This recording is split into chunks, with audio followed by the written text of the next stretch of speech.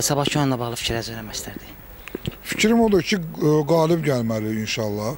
Çox çətin olacaq, mürəkkəb olacaq. Fransadan fransuzlar gəlirlər və mənə elə gəlir ki, Qarabağ qalib gəlməlidir. Amma gəldim çox çətin olacaq və artıq oyuna düz 26 saat qalıb. Mən gəlmişəm bir azərkeş kimi öz Qarabağlılarımı dəstəkləyim və uşaqlara ürək dirək verim ki, sabahları yaxşı oyun göstərsinlər və çapsınlar. Sabahki oyunla bağlı proqnozunuz nədir?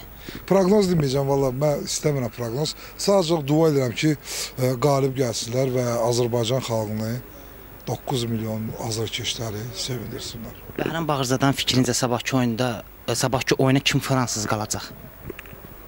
Kim fransız qalacaq? Onu tarix göstərəcək. Hər bir Napolyon öz Vaterloosu olub və bu günləri lazımdır sübut eləmək ki, onların Vaterloosu məhz Azərbaycanda, Bakıda oldu. Son soru, komandanın qrupdan çıxma şanslarını necə dəyərləndirirsiniz? Nəyi? Şanslarını necə dəyərləndirirsiniz? Gözəl, əla, super. Hər bir insan həyatda arzu ilə yaşamalı.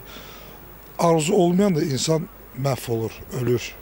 O gün mən o arzu ilə yaşayıram ki, ha vaxtsa Qarabağ çıxır. Məhz bu zaman çıxacaq, yoxsa ha vaxtsa çıxacaq. Bu günləri sadəcə olaraq Qarabağ öz oyunu göstərməlidir və göstərir də. Mən öz təşəkkürümü bildirirəm. Qurbanı birinci növbədə bu komandanın Qurban müəllim yaradıb.